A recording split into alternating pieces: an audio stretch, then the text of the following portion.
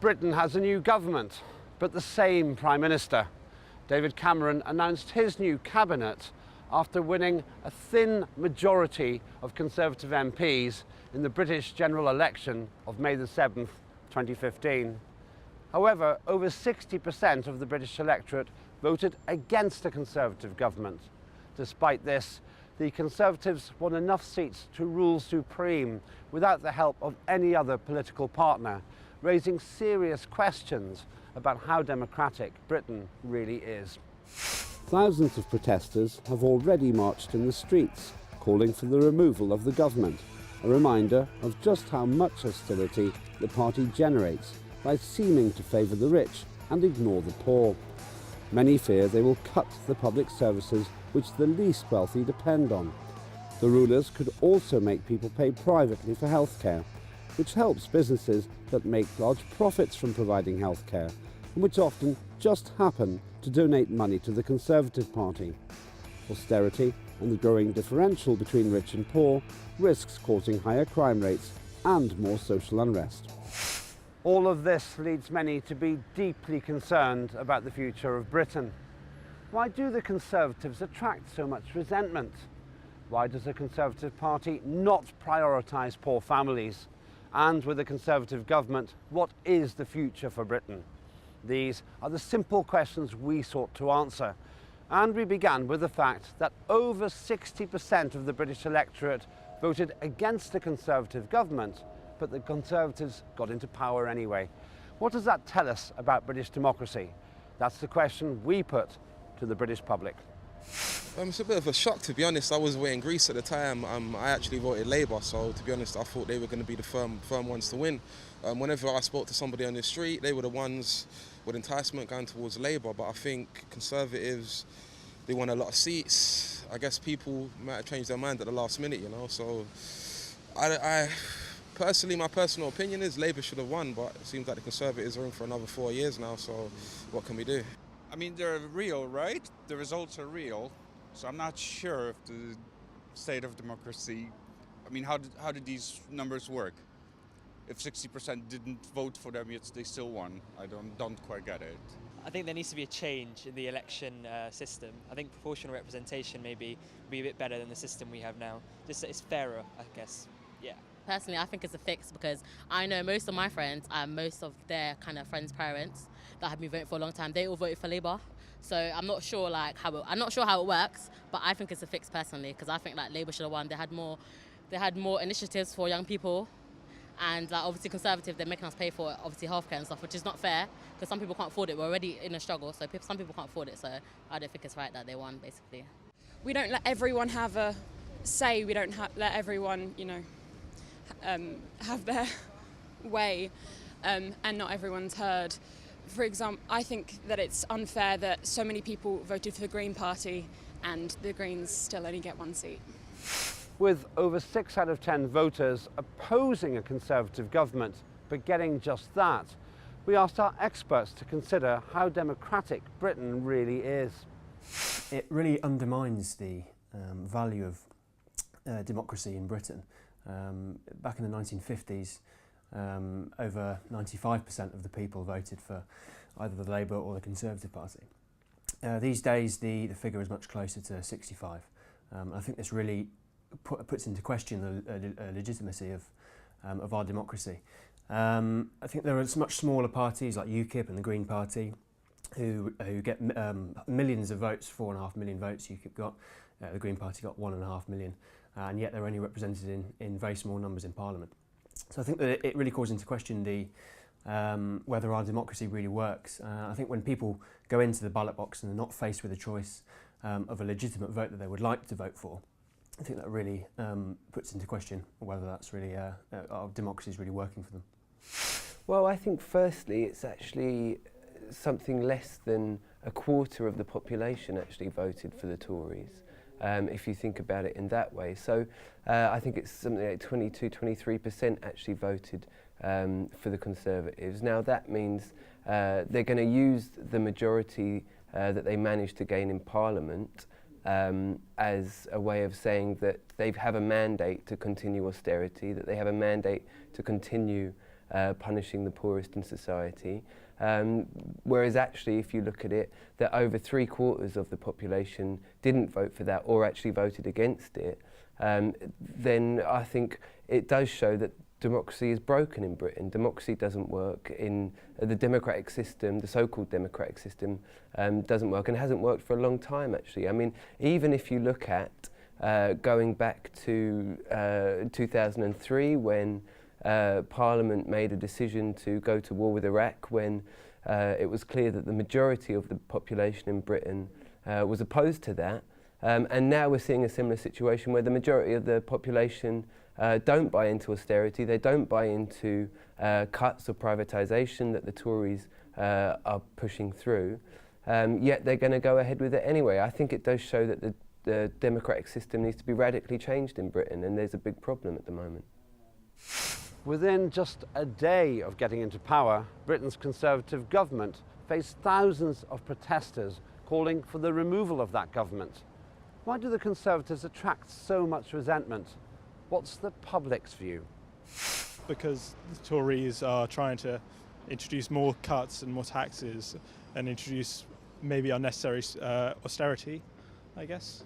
I think there's just a lot of people out there that they feel strongly about their politics. If Labour had got in, you'd have probably had the same thing with people protesting. So people feel strongly about it. It's politics, and it's always going to evoke emotions for people, you know. So, yeah. I think it's because if they benefit you, then you're grateful, but then they don't. They benefit the few at the expense of the many. So I think that's why their policies are not good if you're an ordinary person. I think they work for if you're a certain type of person, which I don't think the majority are, if that makes sense. So I think that they attract a lot of resentment because they're not there for the ordinary working people, and they're not there for ordinary families. Even though they claim to be, I genuinely don't think they are.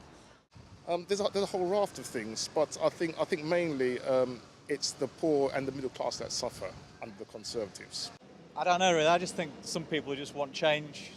Maybe they're the ones that are more vocal than the ones that don't want change. So maybe that's why. Personally, I think it's because they are very focused on protecting certain section of society, but at the cost of another section. So yes, the economy probably has improved, but at what cost? So I think the people that are most vulnerable, like, you know, people on benefits or disabilities or young people particularly, they've just cut the under 25 benefit, they suffer. And so I think that causes a lot of conflict. We asked our experts to analyse why the Conservatives seem to attract so much protest and resentment as a government. Here's what they said. I think people are angry that that their vote isn't counting in our system. I think they face a Conservative majority government, which is immediately going to put into place some quite stringent cuts into public services, and I think people are angry that they have 5 years of that kind of government to face, and it calls into question again the validity of our system, where the Conservatives can rule with 35% of the vote. I think people are angry, and they immediately would take to the streets of Downing Street just after the result to express that. I think we may have some more protests on our way.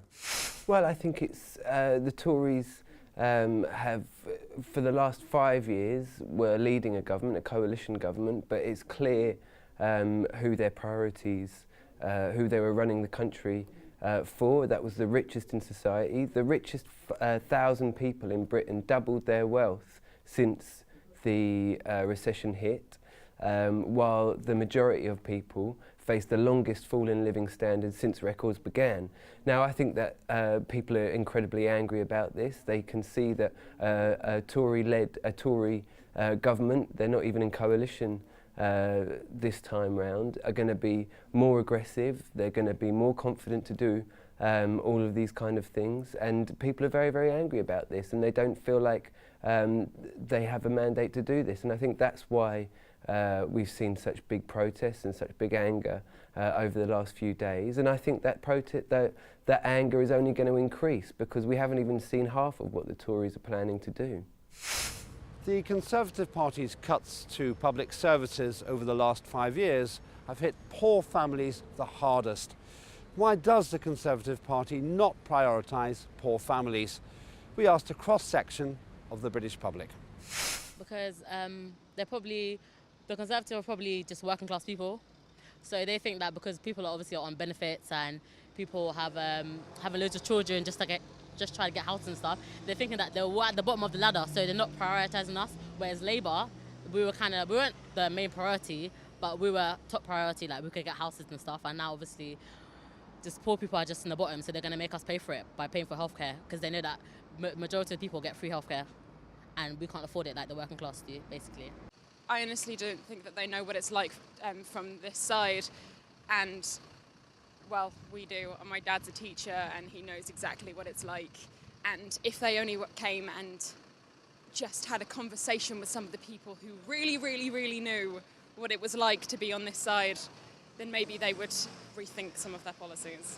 I'm a working person, I don't depend on tax, but there are other people who depend on benefits for them to work. Some maybe they have disability, or some of them are moms, they can't leave their children to go to work. So this tax is going to affect them a lot if they cut that. I think it's a big issue. Again, I think it's because of the economy. So if the more the middle classes and multinational companies and the more corporate sector is thriving, it seems like our country is progressing. But you know, what's less obvious on a kind of economical level is what's going on for the poorer families.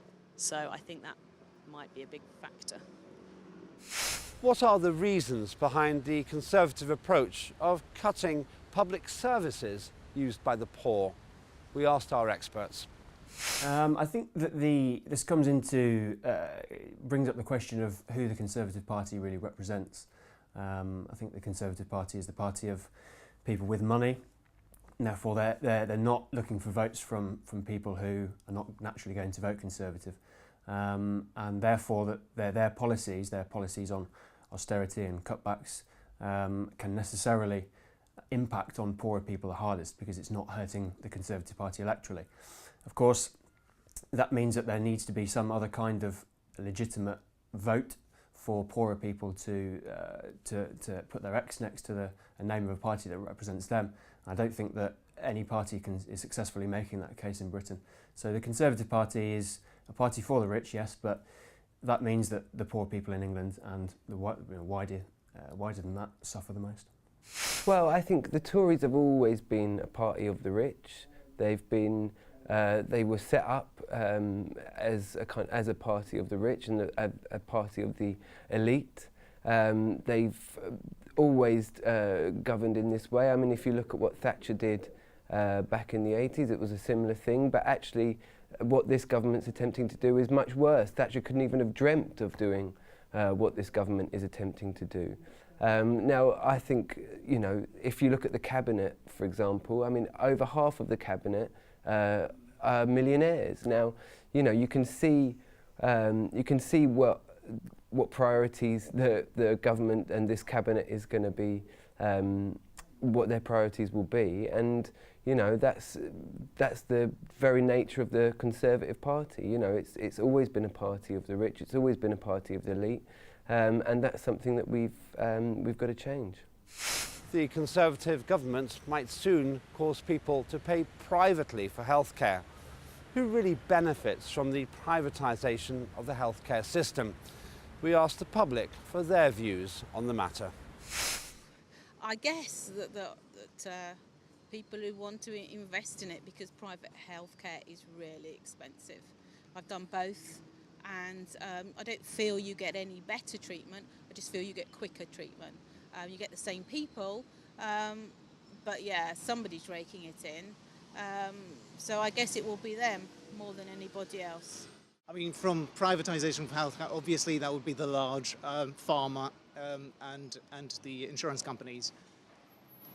I don't see that happening because the government that would introduce such a measure would be unelectable for the next century. It's just going to be the private businesses, it's going to be corporations, and then I guess maybe if the government taxes a lot of that, then maybe the government you know, I actually I'm Canadian, so we went through, in Canada, they went through partial, you know, privatization of the health system there.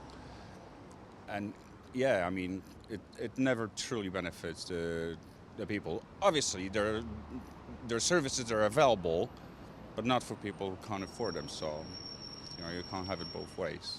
Totally only the rich. I mean, you may as well just legalize guns and just make it like America if that's what you want to do, you know, literally. I mean, I can't see any benefit from that. I mean, the NHS system, they need to put more money into it. As poor as it is. I mean, have you ever been to wait for it? You know, it's crazy. So they turn you away as it is. So to privatise things, only the rich are going to benefit from that. I think they should put more money into the NHS, make it a better service and make it an all-rounded service. There's still private services out there anyway. So if the rich can afford that anyway. So if they really wanted to go private, they can do by all means. But I don't think it should any way bear a meaning on a poorer person, no way. Expanding the private healthcare system is a big step. Who would really benefit? We asked our experts for clarification. The decision to open the health service up to privatisation is meant to be a way of introducing competition and therefore improving the service overall. Of course, the only people it really benefits is the people who are in charge of those private companies. And we're starting to see more and more that services within the NHS are being opened up to private tender, and the people in charge of those companies have a fiduciary duty to make money. That badly affects the quality of the healthcare overall, and the people who pay for that at the end of it are the people on the receiving end of that treatment. The main reason for that is that in a case where the patient requires a continual treatment, the private company only has the duty to make a profit, and in that case they're more prepared to walk away. Well, it's clear who's going to benefit from the privatisation of the healthcare, and that's the corporations, the private companies, the people that the NHS is being sold off to. I mean, and by the way, most of these people have actually got links to either Tory MPs or the Tory party itself. These are the people that the NHS is being sold off to be run for profit. And I think we have to say that healthcare is a fundamental right in society. The NHS was one of the biggest victories that working people managed to gain in Britain, and it's world renowned. It's renowned for being one of the best healthcare systems in the world. I mean, you only need to look to America to see what disaster a private healthcare system will be and is. So I think we have to oppose this in every way possible. The NHS, the problem that is the way that they're doing this is that they're doing it behind closed doors. They're doing it in such a complicated way that most people don't actually understand what's happening to the NHS. And I think they're doing it in this way because they know that there would be riots on the streets of Britain if the majority of the population realised what the Tories were actually doing to the NHS. And that's why I think we need to expose what's going on. We need to get out there, we need to make sure that people understand this, and we need to stop them in their tracks. Historically, austerity almost always produces problems in society, such as high crime rates, social unrest, and a widening of the rich-poor gap. So what really is the future for Britain? We put that worrying question to the public. Oh, that's a really horrible question. I don't know. I think, you know, it's very, very hard, especially with Scotland as well. We seem to have a lot of division and things of that nature, and pockets of the country that are very poor and some very wealthy, and the divide is getting worse and worse. So, I mean, we don't have as many trade unions, so I guess not so many go on strike. And you can just hope for the best, but, you know, not great. Not looking good, not for another 5 years. And you can't do anything about it. You can strike, you can demonstrate, you can do whatever. They're in the door for 5 years. It's the people who have voted for them, they're the ones that should suffer, but they won't. They won't, and it will keep on happening like that. Well, I suppose the time will tell, but I think, you know, when you basically disintegrate the middle class, then you do have a problem, because, you know, obviously people are frustrated. They can't just, you know, have a decent wages to provide for themselves.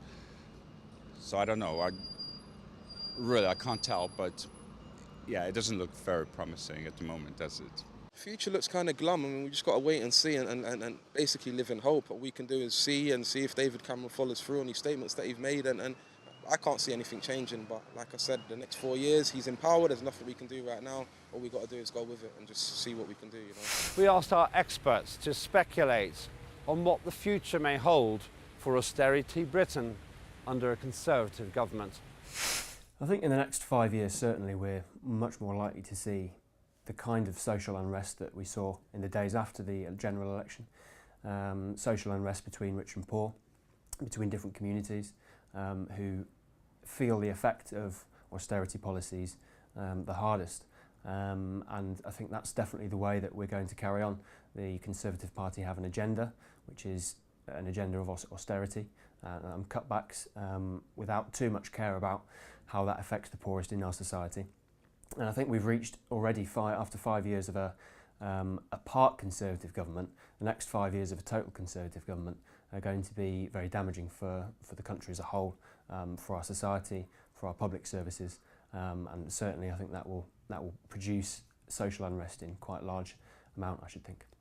What is the future of Britain? Well, that's a very difficult question to answer, but I think if austerity manages to continue, I think we will see huge deprivation, which, as you say, leads to crime, leads to poverty, leads to all of these different kind of things. However, I do think that if we manage to organise people in the right way, and if we manage to capture the anger that's happened over the last few days, then I think we'll be able to put a stop to this. I actually believe that the demonstration on June the 20th that the People's Assembly is organising alongside trade unions and campaigns all across the country is going to be an absolutely massive demonstration. I think there'll be hundreds of thousands of people on the streets in just less than 5 weeks' time. And that demonstration will send a very clear message to the government that the people of Britain aren't willing to take austerity anymore. They're not willing to take privatisation, and we won't rest until the politicians start to represent the majority, the views of the majority, and not just those at the top.